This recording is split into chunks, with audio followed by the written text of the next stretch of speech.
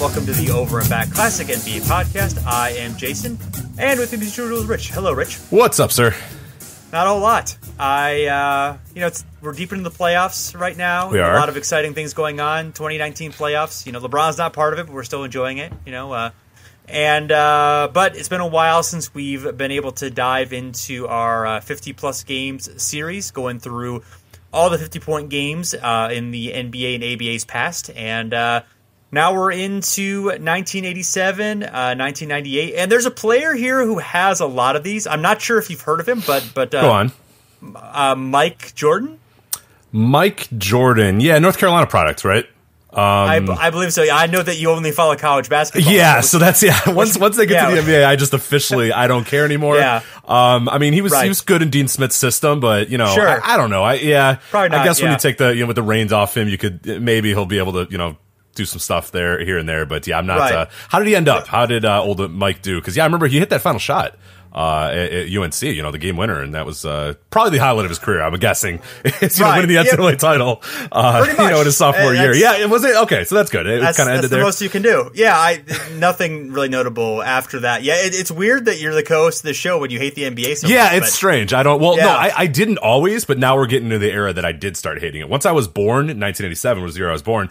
From that point on, I started hating the NBA, and still to this day, I'm the other people I'm the real people want to bring back the 90s NBA.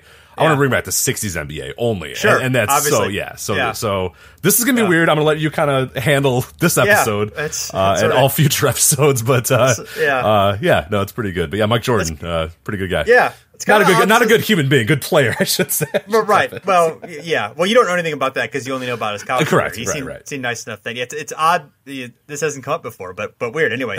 Yeah. What are we 10 episodes deep? Yeah. Sorry. Something like that. Anyway. So yeah, we actually we're like 220 episodes in. We're like double what you put there. But anyway, yes. So of course, looking at 1987 to 1998, there are 83 50-plus point games total in this era, and Michael Jordan has 37 of them, which is obviously a lot, nearly half. Dominique Wilkins has a handful as well, 6. Mailman and Karl Malone has 4.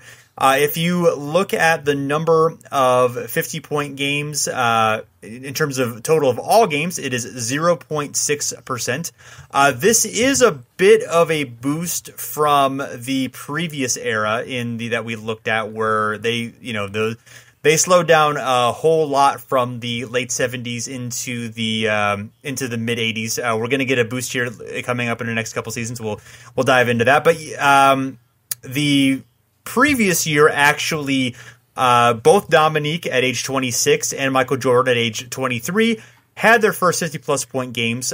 Wilkins had 2 in April of 86, including one in the playoffs on April 19th. And the very next day, Michael Jordan had his first on April 20th, 1986, actually 63 points, of course, famously against the Boston Celtics. Yeah, no, that's a game we've talked about. I think we did a Christmas episode about that very game as well. So yeah, you can go back in the archives and listen to that one. Very fun game to get into. But yeah, Michael Jordan makes his presence known pretty well to the NBA community, and obviously be a few more years until he would start finding the success, or the true success and the true championship success on the court. But at this point, you're starting to see, and you're going to see over the next few years as we're talking here, unbelievable scorer, no doubt, and one of the best scorers of all time at this time. And then he would have to sort of adjust and kind of take a step back a little bit for them to get into title contention, and the league itself, as you said, sort of slow down a bit. But yeah, he is going to be one of the more prolific scorers we've seen in probably quite a while, because we talked about how there wasn't really a standout guy, much in the late 70s and the 80s. The early 80s was kind of the same way as well. But now we have a guy that's really dominating this board, and as you said, almost, has elapsed the field almost multiple times in terms of early career Michael Jordan here.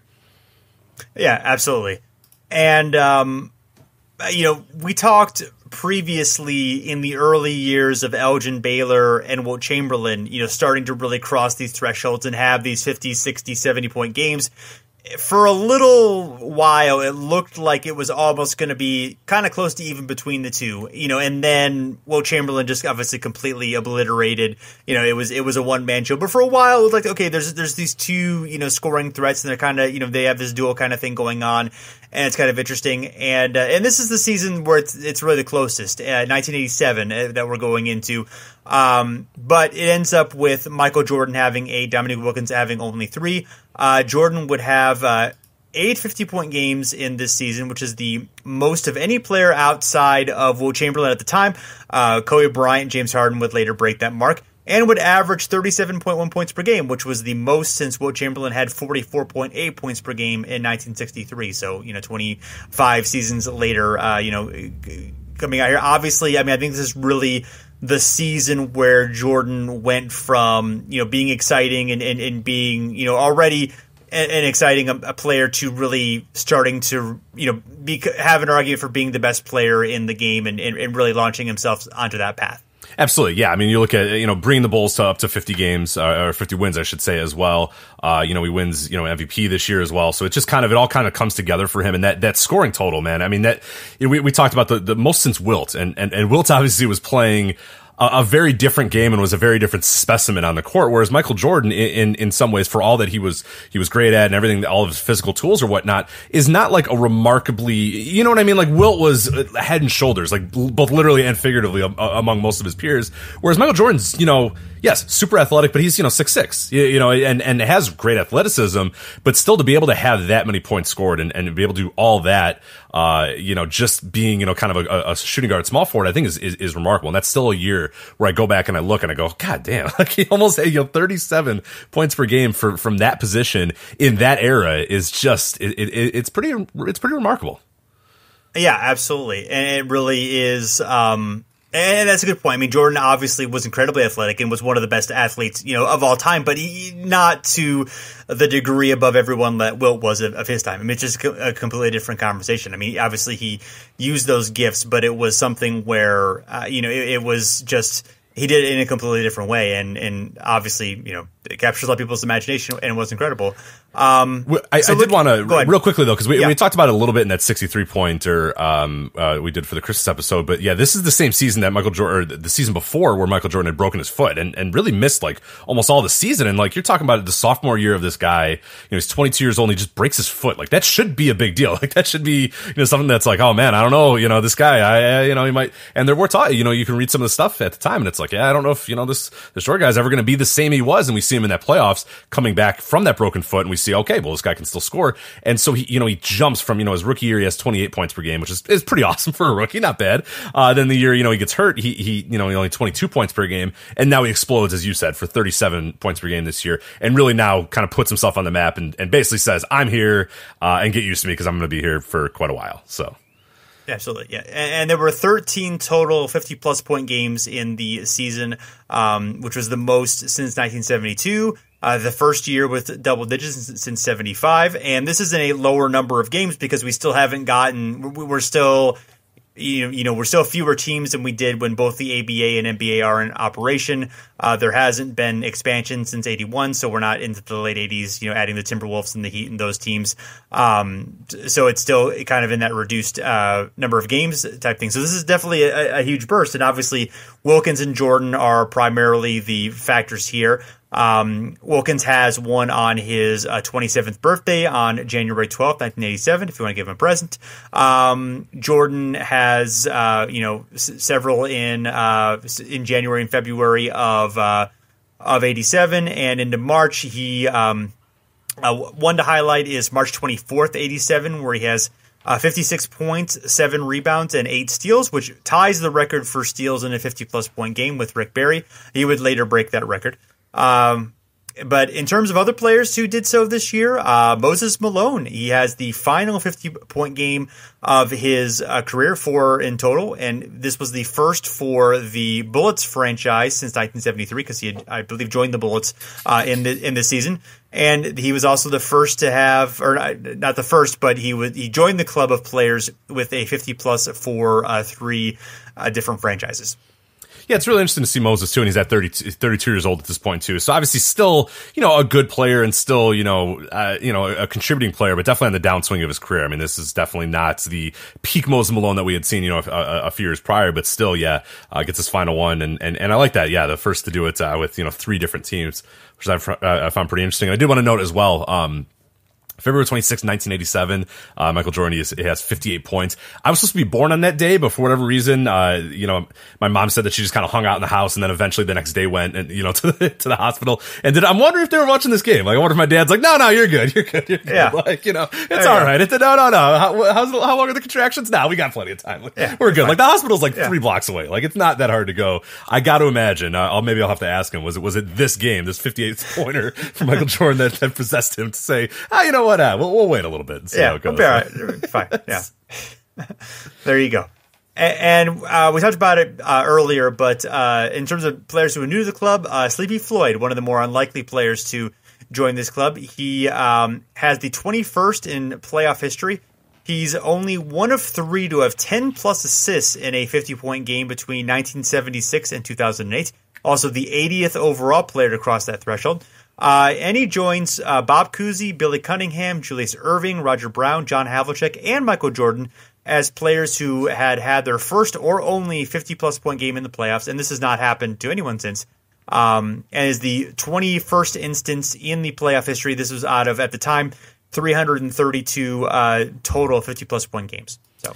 Yeah, it's a really fun one, and I like the 10 plus assists as well, which is always a cool little stat because usually a lot of these 50-point games, it's like you're feeding the hot hand or whatever. But for him to also have the 10 assists in addition to 50 in the playoffs, and it be Sleepy freaking Floyd, you know what I mean? Like, it's awesome. Like, it's a really cool one, and definitely one of my favorite, like, kind of oddball random 50-point games here with Sleepy Floyd.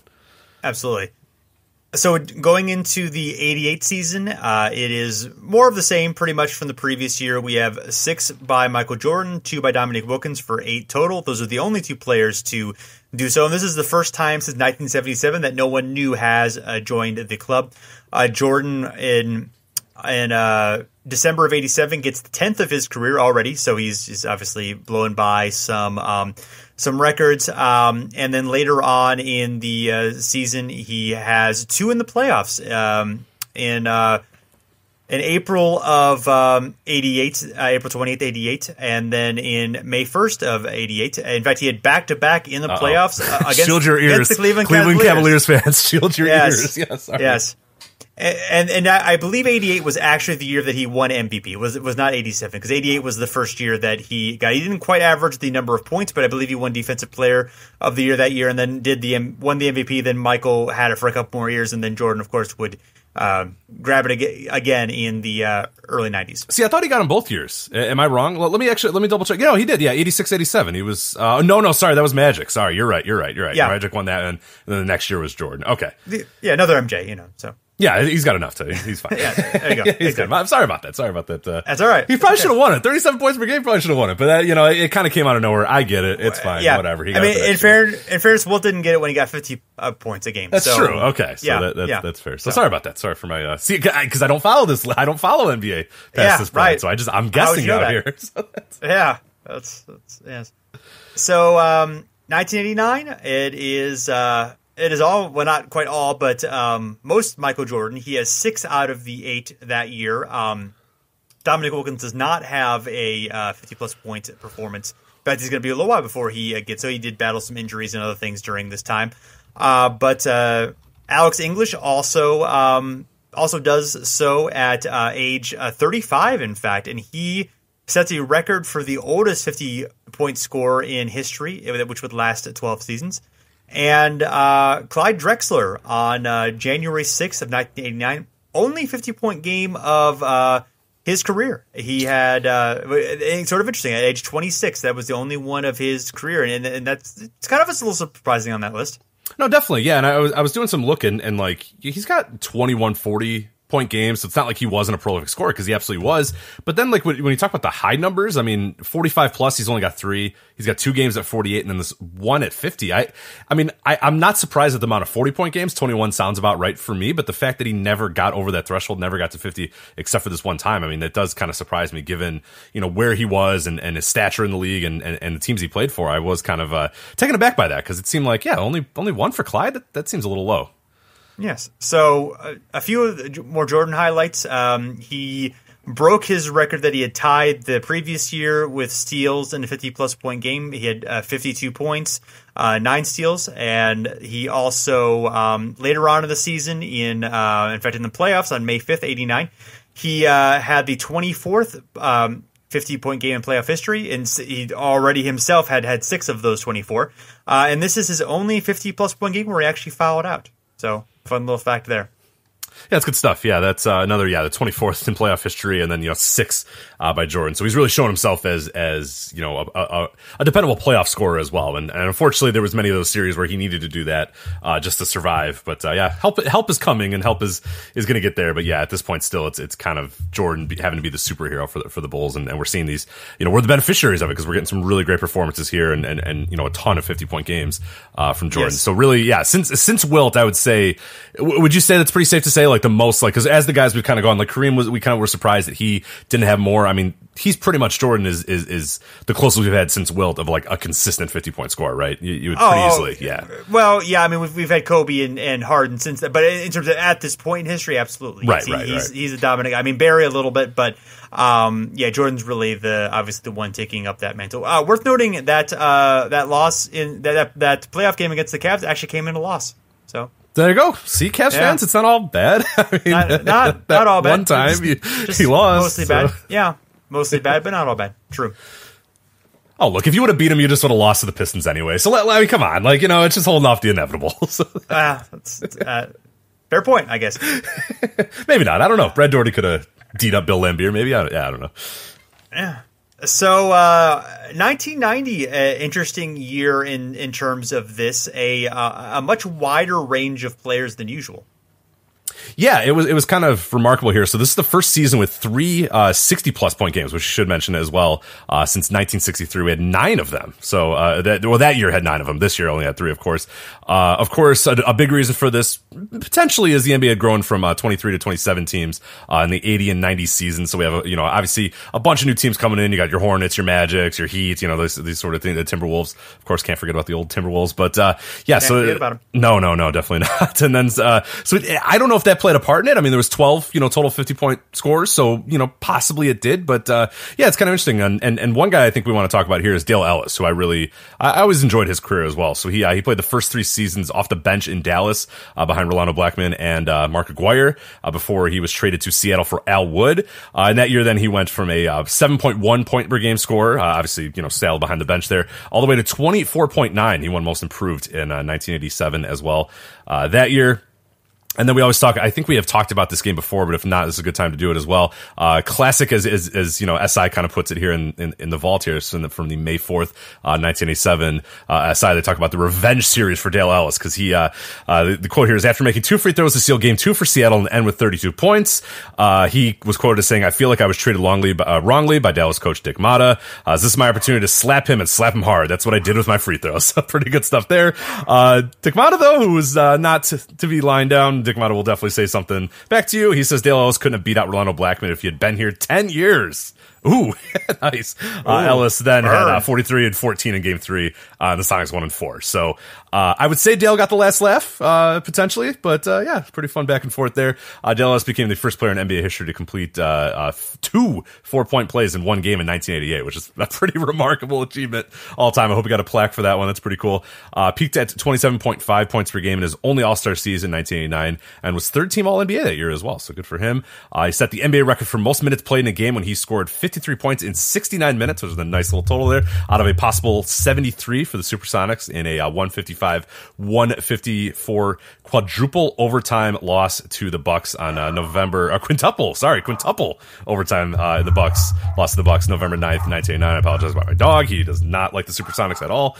He was traded to Milwaukee. I mean, that's traded to Milwaukee in the 1991 mid-season for Ricky Pierce. He bounced around the league in his 30s. San Antonio Spurs, Denver, Seattle again. He led the league in 3-point percentage that year at age 37, 1998 too, which is pretty cool. I went to Milwaukee again, and then finally with the Charlotte Hornets before retiring in 2000. In total, he was traded 8 times in his career, and his 1,719 career 3-pointers ranked 2nd in NBA history at the time of his retirement. So he's a guy that definitely used the 3-point line to its fullest potential at that time when a lot of other people weren't. But pretty fun career. I always love the career of guys that sort of start out either on the bench or behind people or not doing much, and then end up having pretty good all-time careers. And Dale Ellis definitely fits into that. Yes, and worth noting, he of course, this was a 6 overtime game, as we talked about. He had the most minutes, 69 in a 50-plus point game, at least in recorded history, and had the lowest recorded game score in a 50-plus point game. So a little bit of a ignominious mark there, although still a pretty good game score for him in terms of 27.4. It's still it's above average, so that's not too bad. But yes, in terms of on this list, not so good. But I guess if you're taking that many minutes to do so. I mean, he had 7 rebounds, but only 1 assist, 1 steal, 1 block.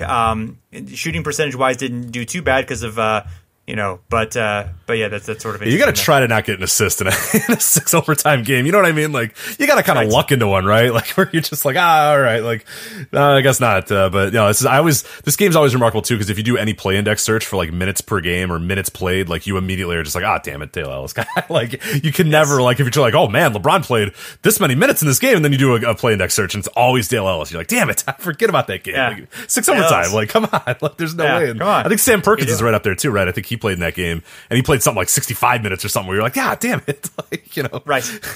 Like, yeah, I don't have it. Search, yeah. I don't have it in front of me, but I thought that it's possible that Red Holzman had more in the other 6 overtime game in history. The one that's the famous one from the Indianapolis Olympians and from 51 in the Rochester Royals. So it's possible that you're probably right. I think when you do a play index on Basketball Reference, I think it goes only from 83 to 84. So I think that's probably why that one doesn't come up and the Ellis one comes up instead. So that makes sense. Exactly. But nevertheless, yes, still impressive. Sorry, Red. Yes. Sorry, Red. Yeah. I would never take that accomplishment. Sorry. You, so. No. Yeah, that just occurred to me as we were talking. So there. Yes. So. Yeah, some of the other guys who were able to break through in this season, as we talked about, it was a lot of wider range of players than usual to do so. Karl Malone had the first 2 of his career. In fact, his second one was 61 points, 18 rebounds, and a 84 true shooting percentage and a 60.2 game score, which is the 3rd highest game score in recorded NBA history, and his career high in points. So, good game for Karl. Absolutely, yeah, it's a great one. Yes, Terry Cummings also had one in his first season with the Spurs after, of course, starring with the Bucks early on in his career. And then Tom Chambers has 2 within a month. In fact, his first one was the first in Suns history, which was 22 years after their first season, which is kind of remarkable there.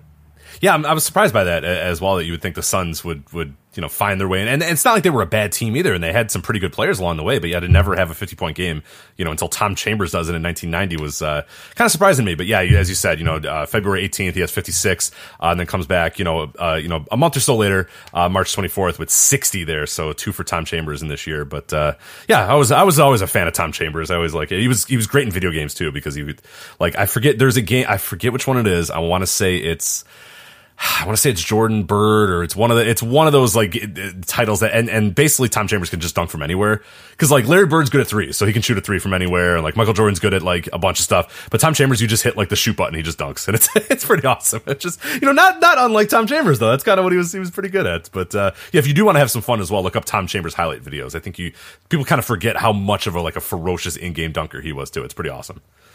Yeah, he was a great dunker. He was a great shooter. He really had a lot of talent. He was always kind of one of those guys who was thought of to maybe he could have done more, and for whatever reason didn't put it together, even though he was a really good player.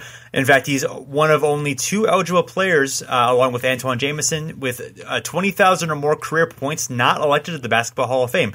Joe Johnson might be on this list. His career is over, but he's not yet eligible for the Hall of Fame.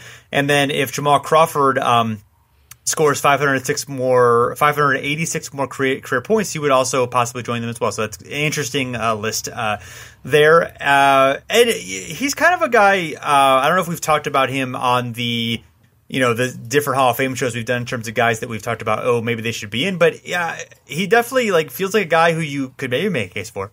Yeah, he does. And the thing with Chambers, I was kind of looking at this as we were doing our research here, is unfortunately with his like peers, he doesn't necessarily stand out all that much. Like he didn't lead the league. I don't think in anything. You didn't, wasn't like the best scorer in the league at any point, the best rebounder in the league, the best. He never does anything that kind of stands head and shoulders above guys. So I think that might be a part of it. But with it being the Basketball Hall of Fame and their eligibility, which is sometimes a little loose, I could buy a Tom Chambers, Hall of Fame bid here. It doesn't jump off the page to me. Like I wouldn't argue it to the death, but if you wanted to say, hey, here's the reasons why, I could buy it, especially with it being the Basketball Hall of Fame, which I'm a big Hall guy in terms of the Basketball Hall of Fame. But I think a problem is in the era he plays, he's kind of overshadowed by a lot of other guys that really stood out. And like you said, there's always that sort of like, geez, man, this guy could have been a lot more than he was. And I think that always kind of leads to a little bit of narrative around him too. But I could definitely see the case for Tom. Yeah, fair or unfair, that's sort of and the numbers, 18.1 points per game, 6.1 rebounds per game, you 4-time All-Star, 2-time second-team All-NBA, so, again, good, but not necessarily a slam dunk. A little background on him, he started his career in 1982 with the San Diego Clippers, but was traded to the Sonics after 2 seasons, along with Al Wood, who was also involved in the Dale Ellis trade. So there we go, a lot of Al Wood discussion on this show. Got a lot of Al Wood show, yeah. Who would have thought? Yeah. It's all about the Al Wood. For James Donaldson, 2 other players, and a first-round pick that later became Michael Cage. Apparently, the Clippers felt that Chambers could not coexist with Terry Cummings, even though the Clippers would later trade Cummings to Milwaukee just a year later. So Clippers not always making good decisions. Yeah, but shockingly, Clippers not competent at this point, or for the next 2 decades. But right, they're pretty good now. Hey, they are thanks, pretty Jerry. good now. Yeah. Thanks, Jerry West. But... Yes. And then he helped the Sonics rebuild after the remnants of the title team finally dispersed in the mid-'80s and really emerged as a scoring star in 1987. He had 23 points per game. The Sonics made the Western Conference Finals that year. He also won the All-Star MVP that year. And in fact, Chambers, along with Ellis and Xavier McDaniel, became the first trio in NBA history to each average more than 23 points per game in a season. So, fun fact there. Absolutely, yeah, it's good stuff here, and I like that. I like his early Clippers run too. I think a lot of people, or the early Sonics run, I did not like the Clippers run. Nobody liked the Clippers run, but because I think in my head, I always think of Chambers immediately, and I don't know if you're the same way. I always think of him as Suns right away, but his Sonic stuff is really where he kind of built his career, where he sort of came on the rise, and he helped that team, as you said, in a lot of ways.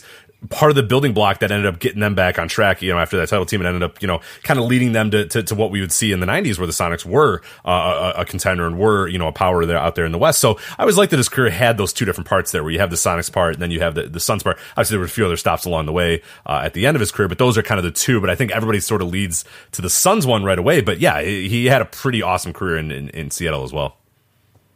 Right, yeah, and he actually played slightly more games for the Sonics than the Suns in his career. Although I agree with you, I think of him first as a Sun. I guess it's kind of when I really started to more heavily be an NBA fan, and that's probably, the NBA was slightly more popular during the time he was with the Suns than he was with the Sonics, so that may play into that a little bit too. But there's a really kind of an eye-popping 1987 SI profile by Jack McCallum.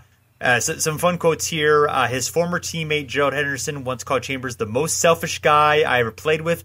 It sort of details some issues that Chambers had with Henderson and Ricky Sobers when they were the Sonics guard and feeling like he was frozen out of the offense.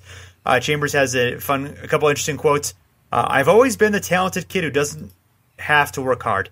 I was the one who never quite lived up to the expectations that were put on me because I didn't work hard enough. And then another one he said, I guess I'm not real happy. It's got a lot to do with the criticism.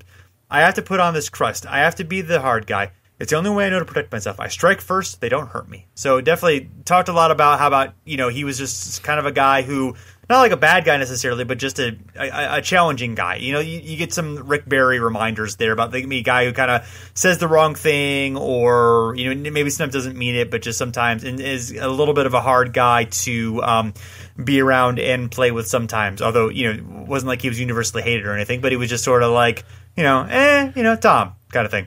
Yeah, absolutely. And there's always that thing too. And I always, think about this with players and how certain players respond to criticism and how certain players respond to sort of expectations. Some people take that as a challenge. Oh, you don't think I'm good enough, or you think I'm not, maximizing my effort. Well, then I'm going to show you and I'm going to do that. But some people kind of internalize that too. And Chambers appears to be kind of that guy that was like, well, everybody wanted me to be this and think I should be this and I'm that, and yada, yada, yada. And that sort of, that maybe plays a part in it too. So yeah, there's a lot of complexity with these athletes. A lot of times we just think it's like, he doesn't try hard enough because he doesn't care. And it's like, maybe he cares, or maybe there's just some weird, there's reasons why he doesn't do that. But some guys don't respond to that nearly as well. And Chambers may have been one of those guys that, was fine kind of doing what he did, but maybe wasn't really keen or really wasn't, able to sort of live up to the expectations that people maybe fairly or unfairly put upon him.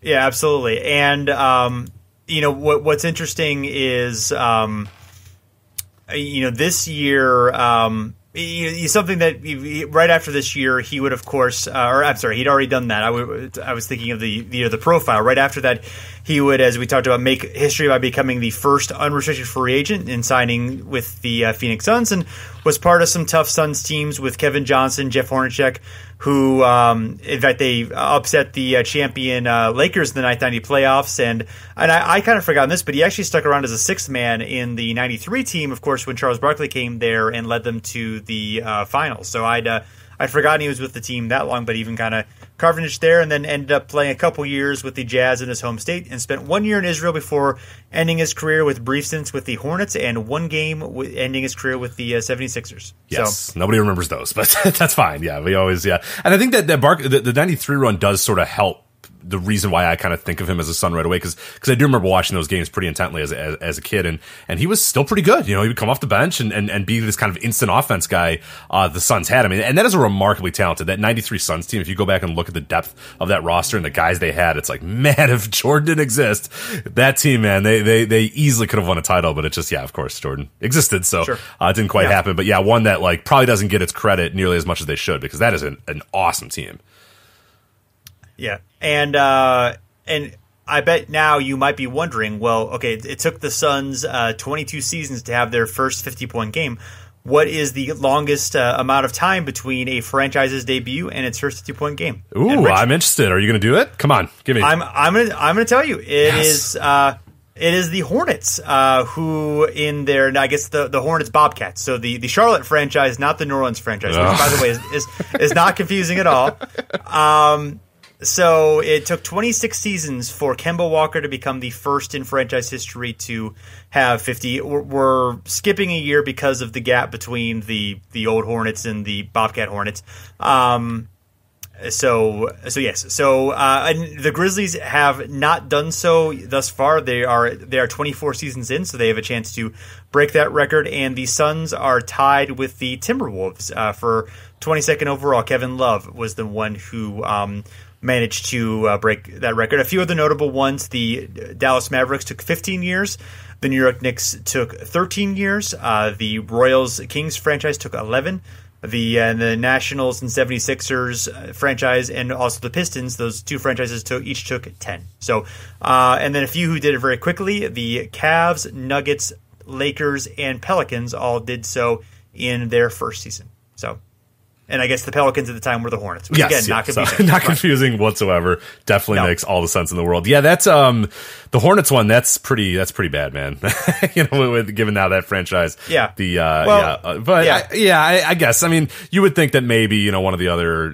Whatever. It is what it is. And then I think the Grizzlies never having one, I find, I guess, kind of interesting, but especially, I mean, the last decade they've been basically the grit and grind, Grizzlies. So maybe I'm not super surprised, but I would, I thought Sharif Abdul-Rahim would have lucked himself into one, in 2001, but it never quite happened. And then I guess he got one with the Hawks, but not with the, but yes, not with the Grizzlies. Oh, that's right, he was gone by that point. Yeah, so I guess they didn't have a whole lot of time to establish that. And then I'm trying to think, they really have never, I'm thinking, Grizzlies and who were the. Oh my God, that guy's an awesome scorer on the Grizzlies. Then they kind of went to the Gasol, and then they went to the Conley Gasol, and then the Zach Randolph. So it's it's surprising on its face that they've never had one. But then I'm also who would other than like Abdul Rahim, like early in his career, like maybe Mike Bibby explodes for some random game. Like I guess it's not super surprising that they never had one, because who's like kind of the prolific scorer that the Grizzlies have or had? Yeah, I don't know, Rudy Gay. You know, I guess Rudy could have lucked himself into hit enough long twos to eventually get to 50. Right. So yeah. I mean, obviously, Powell, he was never really a huge scorer, but I mean, was obviously a franchise player, and you think, at some point he could have had one. And maybe Conley looking one. But but they were, for the most part, especially in the past 10 or so years, they've been much more of a balanced franchise, not really like letting one guy carry the load. So, it kind of makes sense in a way. And they've never really had, other than a guy who could kind of like into one once in a while, they've never really had that like guy who, certainly not like a go-to guy who you're expecting it from, any night, a James Harden type thing. Obviously, those guys are pretty rare. No, absolutely. So so sorry, Grizzlies. Maybe soon. Maybe John Morant, if you draft him number 2, he'll get you 50. So there you go. Or Jaren Jackson Jr. will explode for 50 at some point. So things are looking up, Memphis. So definitely. Yeah, we're happy for you, Memphis. So yes, so also joining the First Timers Club, we have I think I failed to mention that we have 8 in the First Timers Club this year, which I think we'll check that one again and whether that's the highest amount. Patrick Ewing, Hakeem Olajuwon, and Terry Cummings. So just some very brief notes about Cummings since we're going a little long here, but he was a 2-time All-Star, 2-time All-NBA. Finished 5th in the 1985 MVP voting. Began his career with the Clippers, where he won Rookie of the Year, of course, tying in with Tom Chambers. He had 23.7 points per game and 10.6 rebounds per game, which both are his career highs. Then traded to the Bucks after the 84 season in a big trade involving Marcus Johnson that kept the Bucks a powerhouse for the rest of the 80s and kept the Clippers, unfortunately, in bad shape. Part of that because of Marcus's injury. But also not some good because they're the Clippers. Yeah, because they're the Clippers is probably why more than anything. Yeah. Yes. Also went to the Spurs in 1990, where he played 6 seasons. Then returned to the Bucks in 96, and then had stints with the Sonics, Sixers, Knicks, and Warriors. In fact, he was actually involved in the Latrell Sprewell trade that sent Latrell to the Knicks before his career ended at age 31. And notably, Cummings released an album in early 2007 in which he wrote, sang, and played keyboards. So there we go. We'll have to that after we get the Shaggy and Sting album. We'll have to check that one out. Yes, we talked about it prior to the show. We actually have a few album reviews because I have a bit of an album that I think we need to touch on in my Cedric Ceballos profile coming up in a little bit. So huge. Get ready. Wow. Yeah. So we're actually gonna transition into more of a music podcast from here on out. So nice. There you go. Because the way in Tinsdale has a jazz album, right? So there's a lot here. Yeah. We got Kobe Bryant's terrible rap album. We got Jules, a little Allen Iverson. So I think we have a whole series if we want on like miserable Shaq, of course, Shaq, whatever the hell, the Shaq Diesel album, which is actually not bad. That one's actually not too bad. But I've heard this one I'm going to talk about later is not bad too. So maybe at some point. Rich, there may be one problem is that I do not listen to any music by anyone who is older than college. So, I don't know how much I can actually contribute to this. But yeah, that might be tough. Yeah. We'll cross that bridge when we get to it. So. Absolutely. A lot of boy bands in my selection is all I'm saying. So, yes. So I wanted to add here before we move on to 1991 that the longest gaps between 50-plus point games per franchise, the Cavs have a 35-year gap. Oof. The Bucks 33 years. The Clippers 28 years. The Lakers 21 years. The Jazz, Nets, and Rockets all with 20 years, and the Pistons and Kings with 19 years. So. Yeah, do you know any of those that are? Do you know active ones for those? Or I'm just trying to figure who can break that right now. But who is? Well, obviously the Hornets have the longest active with 26 seasons. I believe I have notes for that somewhere. No, don't worry about it. I just thought if you had it over the top of your head, because I'm trying to think in my head. At first, I'm like Cavs, wow, and I'm like, wait, no, they've definitely broken that. But still, kind of funny that it took 35 years for, which I'm assuming is LeBron to come in and do that. But it's kind of interesting there of who the more recent ones would be. Right, the Hornets are definitely up there. The Hawks, I think theirs goes back to 2002. So that's obviously 17, 18 years now. I have some notes on that, but I think they're going to be a future episode. So we'll look forward to that one. Yeah, good. Then we'll wait till that. That's a teaser for the future there. There you go. Perfect. There you go. Yes. So, yes. So we've dove in, but I do think we want to make note of Patrick Ewing and Chambers actually had they had 50-point games on the same day. Chambers had 60, in fact, on that day. It was March 24th, 1990. Ewing had 51 and 18. Michael Jordan had his career high in both points and rebounds with 69 points, 18 rebounds, 6 assists, and 4 steals. This is the only 69-point pro basketball game ever. It is the highest recorded game score in NBA history at 64.6. And of course, it came against the Cavs. Of course. So, yes. Naturally, yeah. And it was the 4th 60-plus point game of his career. Yeah, wow. which is not bad. So, yes. Obviously, I believe he's second all time to Wilt Chamberlain. I think I have those at some point, which maybe we will get into when we at the end of this episode when we kind of tally up some of the Michael Jordan numbers. Yeah. Worth noting, Hakeem Olajuwon had a 52 and 18 game here as well, and Ewing had another 15-15 game. So he was definitely getting some rebounds as he was. I'm sorry, I'm diving into the next season where Ewing has that game. So we'll go to that one in just a minute. So 1991.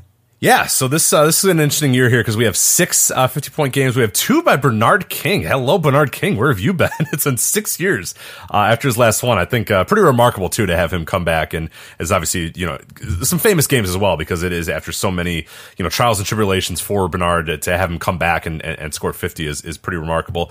91 is also interesting, too, because the first time without Michael Jordan since 1985. So we talked about as the Bulls kind of improved team-wise, and Phil Jackson comes in and they kind of slow things down and play a little bit more of a team basketball. Jordan takes a back seat. Obviously, the winning and the championship definitely makes up for that, but then we do lose kind of the prolific, amazing, eye-popping Jordan scoring totals. But I think he'd definitely take the trade that he got. Instead, I also have some new guys to the club as well. Charles Smith, which we talked about in our unlikely 50-point scorers episode. Charles Smith comes up here. This is of course, the first for the Clippers in LA as well. So the Clippers get at least some luck here. Michael Adams, the guy we talked about in prior episodes as well, has a 50-point game. And then Vernon Maxwell. You want to tell me a little bit about Mad Max here for Vernon Maxwell, who also joins the club? I do. Yes. Well, the first thing is there's a subsection in his Wikipedia bio called behavioral incidents, which is not a good sign. Never. No, that's not great. When you get a pull out of crimes or behavioral incidents, yeah, not ideal for old Vern. Yes. Briefly played for the Spurs and then traded to the Rockets in 1990, where, of course, he gained his greatest fame. He actually led the league in three-pointers in 91 and 92. In fact, set an NBA record at the time with 172 in 1991. Been broken a few times since then. Yeah, by individual. I love that. Right? 172 is in 1991, and that's a month for Steph Curry now. You know what I mean? Pretty much. Yeah, it's a down month too. Man.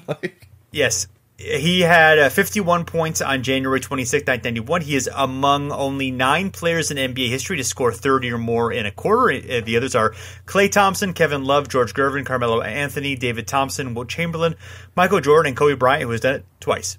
So, and was part of the 1994 Rockets championship team. Things went sour between Maxwell and the Rockets in 1995. Yes, they did. Yes. There's some video of a game in Portland on February 6th where he ran into the stands, punched a fan due to the fan heckling him. He was suspended for 10 games, fined $20,000. After that, he was given a leave of absence after the first game of the playoffs. He later admitted that he was frustrated with not playing and was feigning a hamstring injury. He perhaps he was upset that the team had acquired Clyde Drexler, who of course was playing ahead of him. Then the Rockets ended up waiving him, and then he was subsequently charged with possession of illegal substance and was targeted of a paternity suit.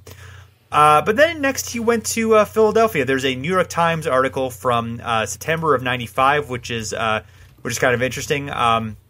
Maxwell said he didn't really know anyone in Philadelphia, didn't know where to hang out. And then this is a shocking statement from Maxwell, whose downfall began when he became as well known for late-night socializing as for his tenacious style of play. And then Anyway, he went to the Spurs, back to the Spurs in 97, where he helped the team earn Tim Duncan. Then he split between the Hornets and the Magic in 98, and then had stints with the Kings, the Sonics, the Sixers again, and the Mavs to end his career in 2001. While he was in Seattle in 2000, he and Gary Payton had a locker room brawl that left two of their teammates hurt. Yeah, so, that seems like a bad combo. Gary Payton and Vernon Maxwell in the same locker room seems like to me a bad idea, but and it seemed to play out that way for sure. Yes. Also worth noting that he shot a lot of threes, but was not particularly shot them well. His career 3-point percentage was .320, and he did not shoot above 40% overall after the 1993 season. So definitely not afraid to let it fly, but may not have always made the good decisions when it comes to shooting and other things. Yeah, you also, there was a quote from the New York Times piece about him, sort of starting out in Philly and not socializing. And I love this quote here. It says, quote, "Philly was one of the few places I never hung out in. It was always too cold."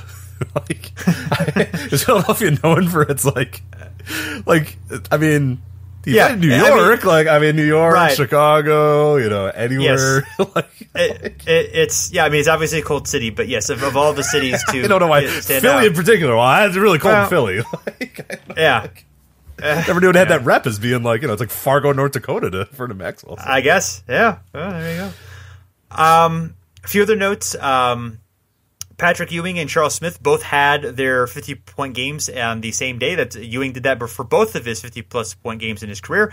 Bernard King joined the list of players with 50-plus on 3 different teams.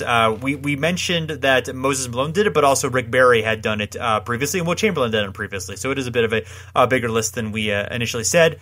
And then Bernard, at the time of his last 50-point game, of course he had 2 this season.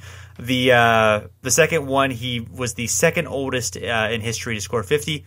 And then Michael Adams became the 90th player to cross 50. And the 1991 Nuggets had the fastest pace in NBA history at 113.7, which is, of course, only tracked post 1974. So that certainly helped him out. 54 points, 5 rebounds, 9 assists, and 3 steals in that game. So.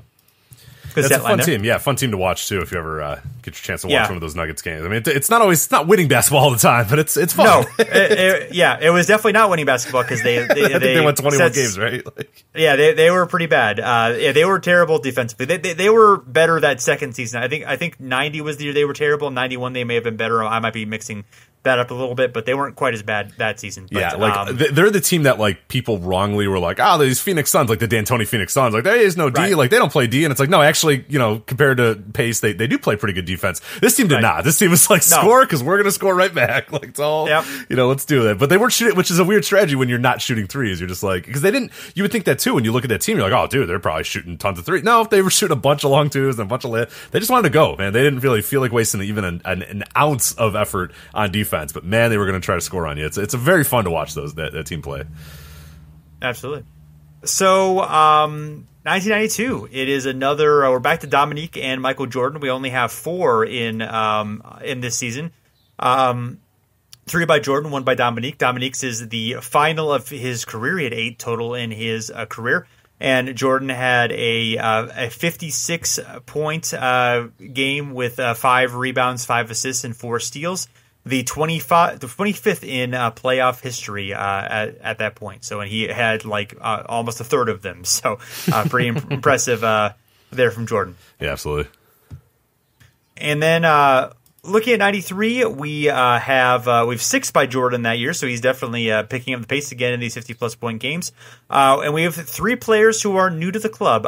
We have Nick Anderson, who we talked about in our some of our most unlikely players. We have Reggie Miller, who had the only 50-plus point game in his career in November of 92, 57 points, 5 rebounds, and 8 assists. It's a lot of assists by Reggie. And then David Robinson had his first of his career in in fact, he had 52 points, 14 rebounds, and 7 blocks, which sets a record for most blocks in one of these games. At least in recorded history. Of course, Black's not tracked until the 74 season. Yeah, and then Nick Anderson one too. You're probably thinking unlikely. Nick Anderson, he was a good scorer, but he came off the bench in this game too. So he still played 33 minutes, but it was off the bench, and it was actually an uncharacteristically bad game for other Magic as well. Like Shaquille O'Neal only had 10 points. Scott Skiles was the second best scorer at 19. So definitely needed Nick to come off the bench and give him some instant scoring, and he did. Getting to 50 and being perfect from the free throw line too, which would obviously haunt him later in his career. But that's an interesting one. If you're probably thinking, oh, Nick Anderson, he's not that unlikely. If you go back and listen to the episode, the more unlikely part is coming off the bench and scoring 50 points. But even then, like, Nick Anderson's not a guy who had giant explosions in terms of scoring either. But that's why he's on this list. But yeah, one of the only 50-point game off the bench. Am I correct in that? Wasn't Tracy Murray's off the bench? Oh, Tracy Murray's one. I think you're right. I think you're right about Tracy Murray too. But yeah, it's very, very rare to come off the bench and do that. Well, and I forget the Anderson thing. I think he pulled a hamstring and then he was like, I'm fine. And oh, okay, cool. Get out there and just play because we need you. So that's. I think we may have some recent ones that came off the bench. Well, that's another question we'll have to we'll have to answer as we go through. I'm guessing one of Jamal Crawford's may have been off the bench as well. But anyway, a few Jordan highlights here because he's got some notable ones this season. December of 92, he had 57 and 10 assists. Again, a very rare instance of 10 assists in a 50-plus point game during this time. Basically, from 76 to 2008, there were only 3 times it happened. In January of 93, the same day that David Robinson had his, Jordan had 64, along with 6 rebounds and 5 steals. This was his 30th 50-plus point game of his career and 5th and final 60-plus point game of his career. So, and then on May 31st, 93 and June 16th of 93, he had 2 playoff 50-plus point games, making 27 total in history, and this was the 5th ever. The second one was the 5th ever in the NBA Finals. Yeah, that's getting a finals 50. That's something you can really hang your hat on. You know what I mean? Like in the biggest moments to do it, pretty awesome. And yeah, the fact that we haven't seen that many of them, I guess that's probably about the number I would assume that we'd have for those. But still, pretty fun little stat there to have 50 in a finals game. So yeah, absolutely. So looking at the 94 season, David Robinson has a couple more, including a 71-point effort that we'll get into in a moment.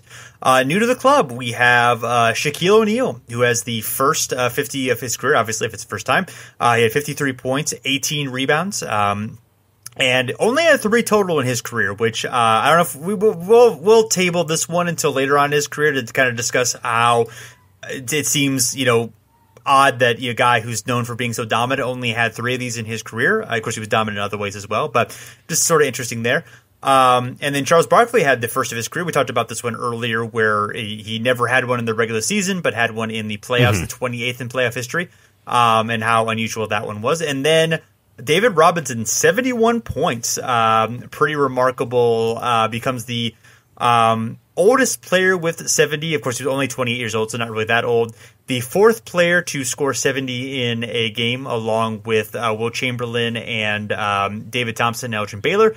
And also did this to beat out Shaquille O'Neal for the scoring title. In fact, during the game, Robinson's Spurs teammates began fouling Clippers players to get back on offense, even though the Clippers were winning in a blowout. So that sort of so people crowd foul on that one, including Shaq himself.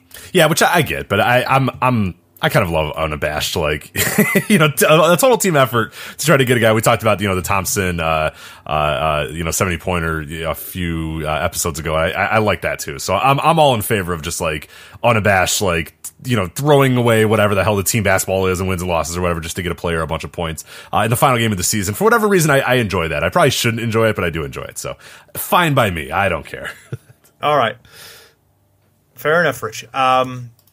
So I know that you have a few interesting little numbers to share with our listeners. Yeah, so here we've been doing these kind of averages here. So of this era, so the time we're talking about here, 1987 to 1998, average field goal attempts in 50-point games, 31, to kind of compare that to all-time numbers. All-time numbers is 34.7, so a little bit of a reduction there. Likely it was a result of the three-point line, but we're going to get to that here in a little bit. Average free throw attempts for 50-point games in this era, 15. That is exactly in line with the average free throw attempts all-time, and has been pretty remarkable across the board. I mean, 15 has been kind of the general range. It's been like 14.5 to like 15.2. So if you want to score 50, try to get to the line 15 times and make 15 free throws. It seems to be a good little number there. And then average 3-point attempts in this era too. This is one we're going to add now that we're, in the time period where people are actually taking threes. Like, they know the line is there and they're actually using the line. 2.9 in this era, average threes in a 50-point game. It's obviously way overshadowed by the all-time number, which has risen up, quite a bit in the last few years there. But 6.76 is the all-time number there. But still, just under 3 for 3-point attempts of this era. For the 3-point attempts, from 1987 to 1998. So just a little aside there on the averages. But let's get to 1996 here, or 95 here, I should say. Yes. So that 95, it is the first season without a player with multiple 50-point games since 1983. Jordan only has one. Everyone else who has it is new to the club. We have Jamal Mashburn, who becomes the first to do so in Mavs history in November 12th, 1994.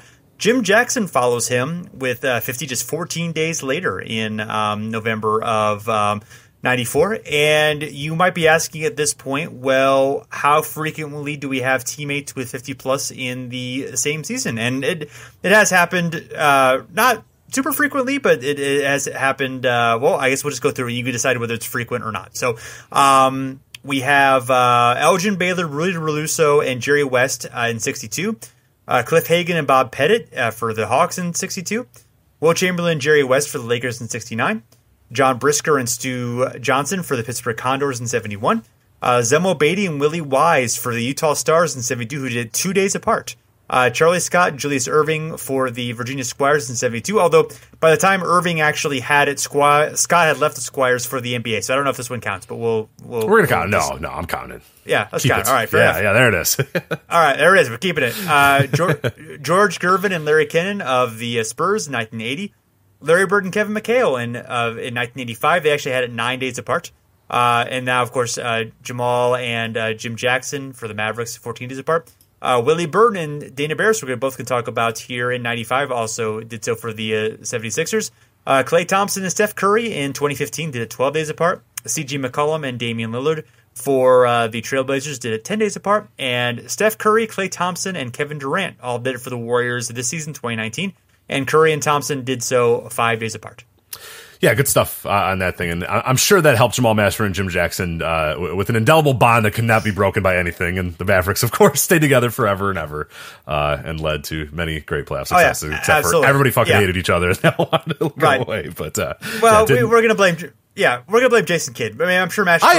I agree. Yeah, Jason Kidd is a turd. I'm definitely going to, but right. I think I don't know if Jim's all the way not. Jamal, I'm leading Jamal out of here. I feel like Jamal was just playing his game, man. But I don't know. There's a really great Beef History on SB Nation does a video series called Beef History about this. They squashed the Tony Braxton rumor, which is good, and more about just like a bunch of young dudes who all wanted the ball, just like all kind of getting annoyed at each other. So it's interesting in a culture in a franchise that didn't really hadn't built the right culture either. So it's pretty fascinating. Right. But yeah, it does squash the Tony Braxton rumor, which is good.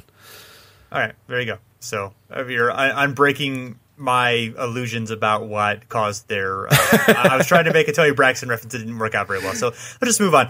We talked just about Willie Burton and Dana Barris in the Unlikely episode. A couple of just things I want to note, though. Willie Burton was 24 of 28 from the free throw line, which was the 14th time in recorded NBA history that someone had that many free throw attempts or more in a game. At that point, Dana Barros had the best recorded true shooting percentage in any 50-plus point game with 93.01, still the record.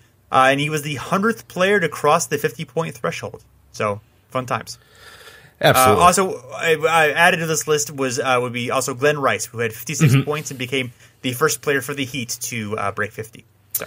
All right, so let's get into Cedric Ceballos here because he also joins this elusive club here in 1995, and he has a pretty fascinating career. I guess I didn't really quite realize how interesting it was. So he's drafted by a very good Phoenix Suns team when he comes in there. He's a role player on their NBA Finals team in 1993. He also won a dunk contest that year with his bullshit blindfold dunk, where he was clearly not blindfolded, but we'll let it slide. Whatever. What are your thoughts on the blindfold dunk? I think it's BS.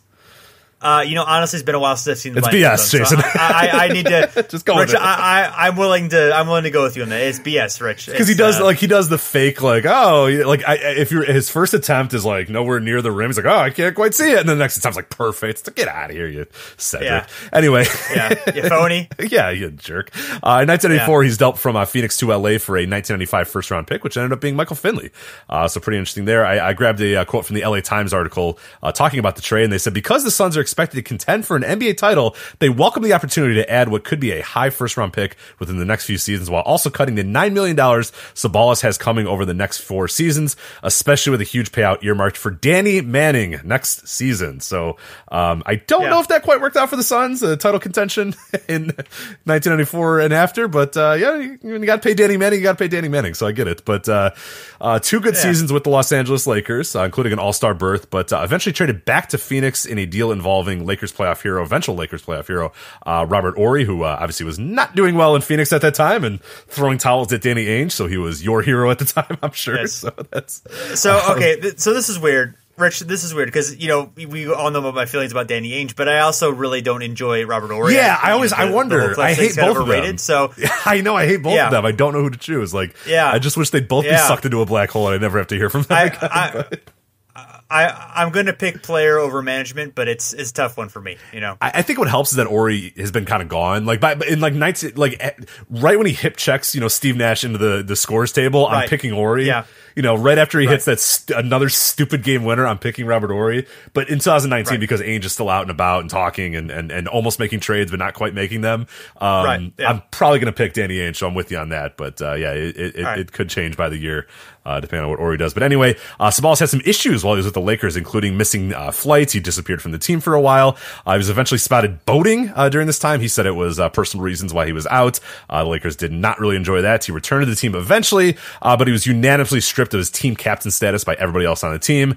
Then Shaq comes to the Lakers in 96-97, and at that point, Ceballos is completely expendable, and thus the trade back to Phoenix.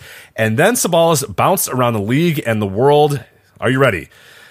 1998, he's with the Suns. 1998 to 2000, he's with the Mavericks. In the year 2000, he also plays for the Detroit Pistons. In 2001, he goes to Miami Heat. In 2002, he plays for the Las Vegas Slam. 2002, also the Harlem Globetrotters. He goes to Tel Aviv in 2002 as well. He plays in Russia for Lokomotiv. I'm not even going to try to pronounce it. 2003, Sioux Falls Skyforce. 2004, he's in the Philippine Basketball Association. 2005, he's with the Los Angeles Stars, I believe of the CBA, I want to say at that point. 2005 to 2007, he's with the Orange County / Maywood Buzz. 2007, he's with the Phoenix Flame. And then 2008 to 2001, he is again with the Maywood Buzz. So he played until 2011, and he was pretty much out of the NBA at 2001. That is a remarkable bouncing around for a guy that probably made a decent amount of money, but either he loved basketball or he loved traveling to random towns in the CBA or something. I don't. Or he just loved the Maywood Buzz, Maybe I think he was a partial owner, I want to say, of the Maywood Buzz, which would make sense why he would go there as much as he did, but definitely interesting there. Some other fun facts about Cedric Ceballos. He has Mexican ancestry, and he was invited to play for Team Mexico in the 1992 Summer Olympics. So that would have been pretty interesting there. Ceballos worked on the album. Here's what I was talking about that I alluded to a little bit earlier. Worked on the album called B-Ball's Best Kept Secret, a 1994 record featuring tracks with an array of early 90s NBA players. Ceballos teams up with Warren G for Flow On, and also teams up with Dana Barros, fellow player Dana Barros, for Ya Don't Stop.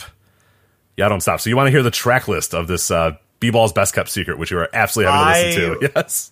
I would absolutely love to, yes. All right, so you got, I'm just going to go with the songs. There's some tracks in between here, but you got Check It with Dana Barros. You got Lost in the Sauce with Malik Sealy. You got Mic Check 1-2 with Shaquille O'Neal and Ill I'll Scratch. Flow On, which I mentioned with Cedric Ceballos and Warren G. Anything Could Happen with Brian Shaw, which I gotta imagine is the lamest song on the entire album, right? Like, Brian Shaw cannot be a good rapper at all.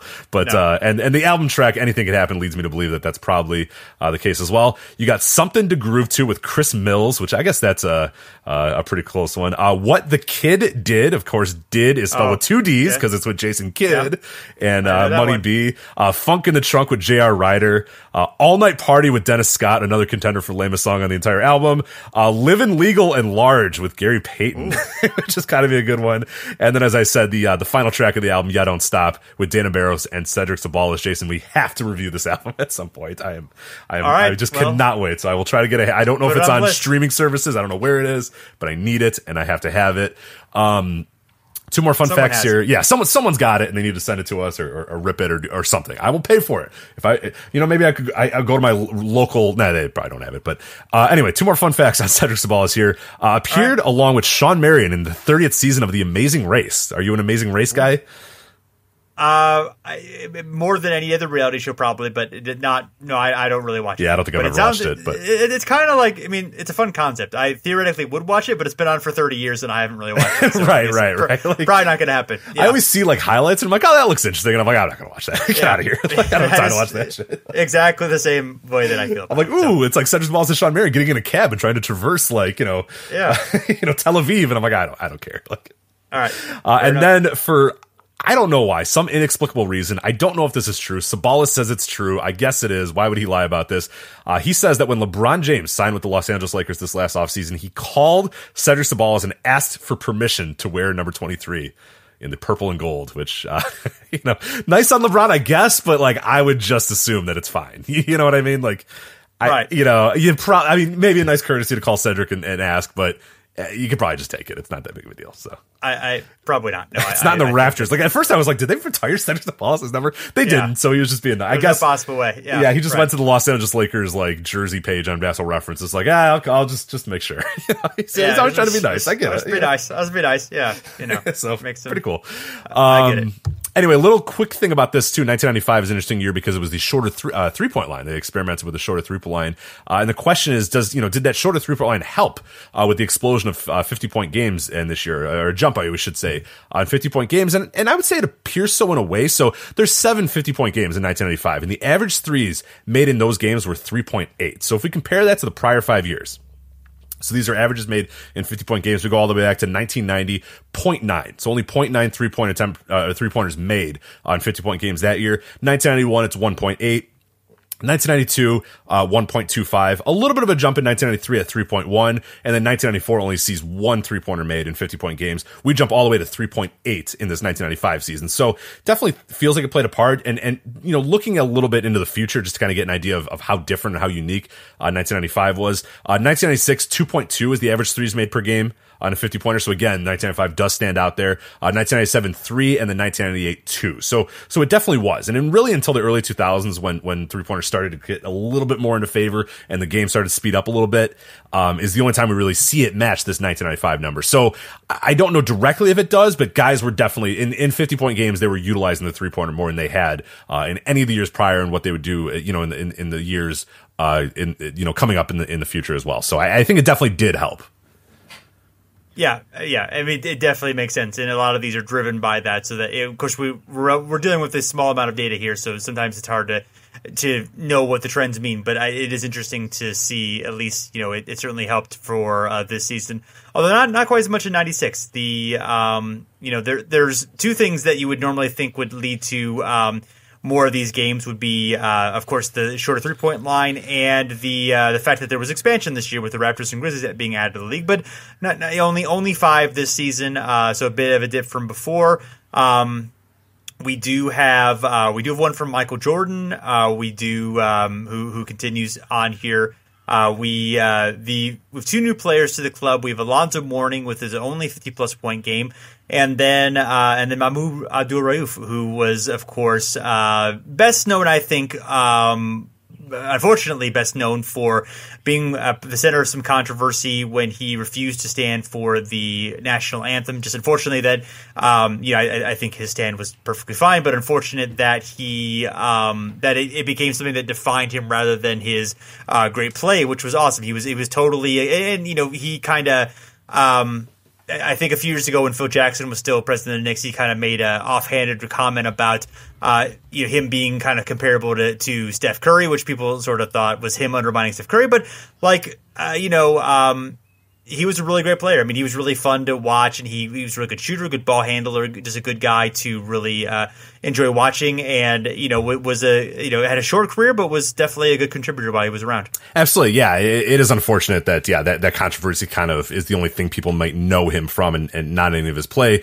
But little kind of fun facts about him. He was discovered by a middle school girls coach in Guilford, Mississippi, during a lunch period on the playground. They saw him out there playing, and they said, "Hey, you're pretty good at this. Why don't you play basketball?" So she convinced his mother to allow him to play organized basketball. On his first game, despite not knowing the rules of the game, he scored 24 points. So not bad at all. And then this is a very, very fun fact also about dunk contests here. Nuggets president and general manager at the time, Bernie Bickerstaff, sent the NBA league officials a tape of Abdul Rauf showcasing his dunking ability in practice so that the NBA would invite him to the 1993 dunk contest. So Abdul Rauf had never dunked in a game. So obviously you're not going to probably invite him to the game. Well, Bernie Bickerstaff said, no, this guy can dunk. He can do pretty well.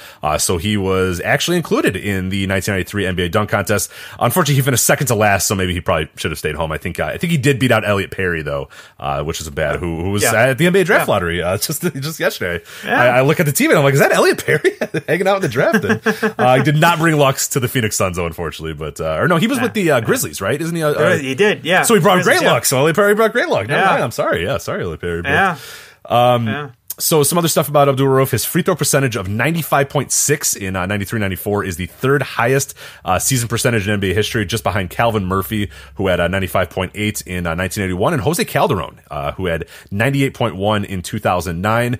And currently, you could still watch Abdul Rauf play basketball because he plays in the Big Three with the three-headed monster. And Jason, I don't know if you watch any Big Three, but he's still really good. He just knocks down shots, and he's got a gray beard. He's obviously older than all these guys, but dude can still shoot. I love watching any Big Three game with him because people leave him. They leave him behind the three-point line, and he always makes it because he's just a very, still, I think he's 38 or 39 or whatever. He keeps himself in incredible shape. Gray hair is just, no matter what, he's still dropping threes left and right. So it's pretty fun to watch him still play the Big Three. And it feels like a nice little redemption for him, too, because I think the circumstance of him no longer being in the league were always kind of fishy a little bit as well. So it kind of stunk, that his league or his career was as short as it was. But at least it feels like he has got a little bit of redemption here in the Big Three. So. Absolutely. So, yes, the only other note here is the Hakeem Olajuwon's 50-point game here in 96, 51 points, 14 rebounds.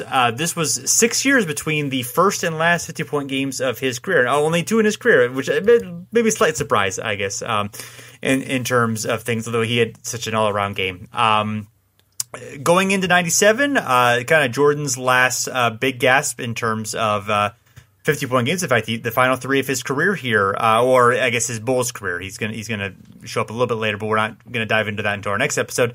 He has 3 during this season, and there are 4 total. The other one is by Allen Iverson, his first 50-plus point game. And then Jordan caps it off in April of 97 with his 29th in playoff history with 55 points and 7 rebounds in a. That was against the Washington Bullets. That would have been one of the final Washington Bullets games before they became Wizards. So there you go. And next year we get a Wizard here, 1998, new to the club, Tracy Murray, who we talked about in our very, very unlikely 50-point scorers here. Tracy Murray. So go back to that episode if you want to learn all the fun facts about Tracy Murray. But no Jordan in his final Bulls season. He had a high of 49, so unfortunately he does not appear here. But only 3 in 1998, which I found pretty interesting. Tracy Murray, Shaquille O'Neal, and Karl Malone. So one of those things is not like the other. It's definitely Washington Wizards star Tracy Murray. So. Yes, and Karl has 56 here, 9 rebounds and 4 blocks.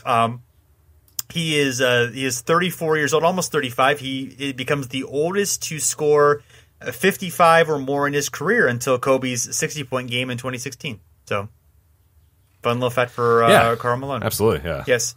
And we don't have any in 1999. Of course, Jordan is retiring, and it's a shortened season, so there are none. So we're going to go into the year 2000 in our next episode. One thing I want to do before we go is, as we were looking through all the different ones for Michael Jordan, we noticed that he favored some opponents over others, and they might be opponents that you may or may not expect. So let's we'll break this down before we go.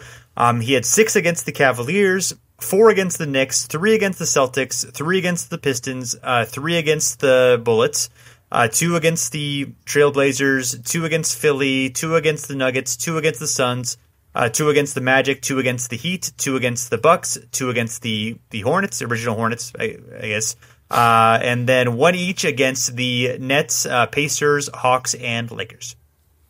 Yeah, I think, well, obviously the Cavs being number 1. Sorry. Right. Yeah, I'm sorry. Yeah. Not surprised by that. I guess I'm not surprised by the Knicks being 4th. A little bit about Boston being number 3, though, because I always, obviously you have the big playoff game, but yeah, I don't know. I don't really, to me, that doesn't jump off the page. The Cleveland and Knicks makes all the sense in the world. Detroit only having 3, I guess makes a little bit of sense given, how they guard him. But yeah, it's actually a little bit more dispersed than I thought it would be. I thought there'd be a little bit more blips there, other than, unfortunately, Cleveland and really New York, too. But yeah, pretty interesting breakdown there of the different teams. But spread to all fields. I mean, there's a lot of teams in there that got, unfortunately, beaten up by old MJ, so. Yeah, and 2 or 3 of those against the Cavs, of course, coming in the playoffs. So that's Cavs got LeBron, so everything worked out okay eventually. So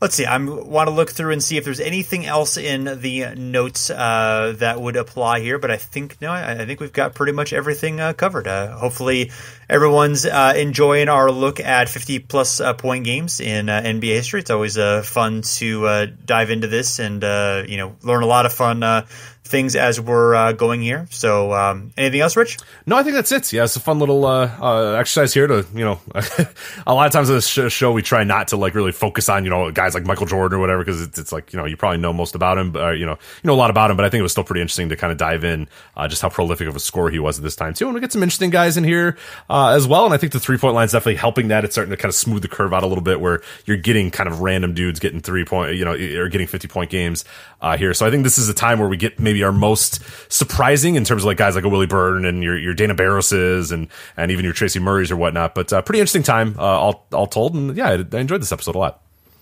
Yeah, cool. Well, thanks everyone for checking us out. You can find us at the Step Back at fansided.com. You can also find us wherever you listen to your podcast, iTunes, Stitcher, all the different services. We are on pretty much all of them. If we're not on there, you can let us know and we will get on there. And while you're there, leave us a rating and review, because those help make us feel good and help other people find our show as well through the fancy algorithms and such. And we're also on Facebook and Twitter, both of them at Over and Back NBA. So give us a follow and let us know what you think. So thanks for listening. We're back again soon.